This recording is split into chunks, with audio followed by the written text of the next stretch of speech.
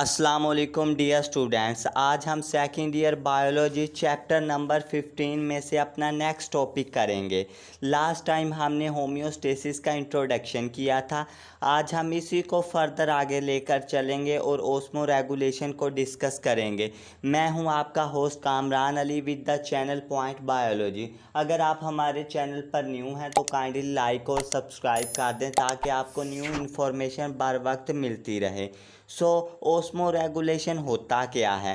The mechanism of regulation of water and solute concentration between the organism और a cell and its environment is called as osmoregulation. Environment और cell के दरमियान एक regulation होता है solute और water का, जिसे हम ओस्मो रेगुलेशन कहते हैं। हमें पता है कि जो सेल होता है वो मुसलसल changing extra cellular environment face करता है। आउटसाइड द सेल जो इन्वायरमेंट होता है उसे एक्स्ट्रा सेलुलर इन्वायरमेंट कहते हैं। इसके अंदर चेंजेस आते रहते हैं, लिहाजा हमें एक्सटर्नल इन्वायरमेंट के लिहाज से सेल को देखना होता है और उसे बैलेंस्ड रखना होता है। टोटल 3 तरह के एक्स्ट्रा सेलुलर इन्वायरमेंट्स होते हैं जो हम डिस्कस करते हैं। Number 1 hypotonic environment, number 2 hypertonic environment and the last one is isotonic environment. Dear students, अब देखते हैं hypotonic environment. Hypo means less.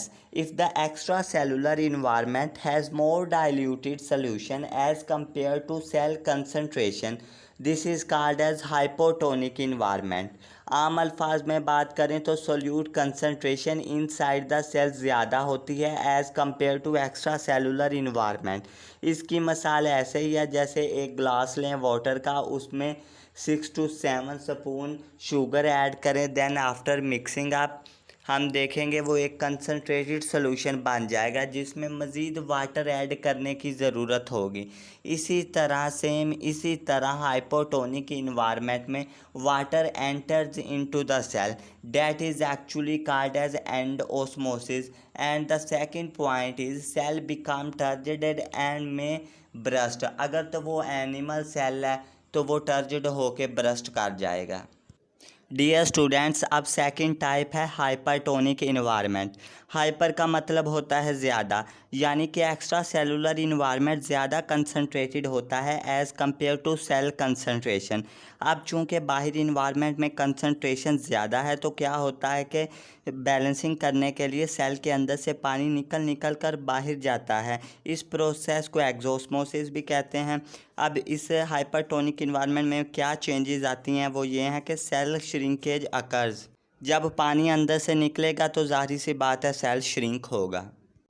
अब देखते हैं तीसरी type, isotonic environment. Iso means same and tonic for solute concentration. अब इसमें क्या होता है कि सोल्यूट कंसनट्रेशन सेम होगी इनसाइड और आउटसाइड द इन्वायरमेंट। अगर एक्स्ट्रा सेलुलर इन्वायरमेंट और सेल के अंदर सोल्यूट की कंसनट्रेशन बैलेंस्ड है तो इसका क्या मतलब है कि पानी को ज़रूरत ही नहीं कि वो सेल के अंदर से लीव करे या सेल के अंदर आए। इस कंडीशन में सेल नॉर्मल रहता है और ना ही कोई चेंजेस आती हैं। डियर स्टूडेंट्स, आज हमने ओस्मो रेगुलेशन को डिस्कस किया, फिर 3 types of extra cellular environments देखी। नंबर 1 पे हाइपोटोनिक देखा, नंबर 2 हाइपरटोनिक एंड नंबर 3 और लास्ट वन था जो वो आइसोटोनिक एक्स्ट्रा सेलुलर इन्वायरमेंट था। उम्मीद करता हूँ कि आपको लेक्चर की मुकम्मल समझ आ गई होगी। आपकी ईजीनेस के लिए इसका ओवरव्यू भी दे दिया गया है।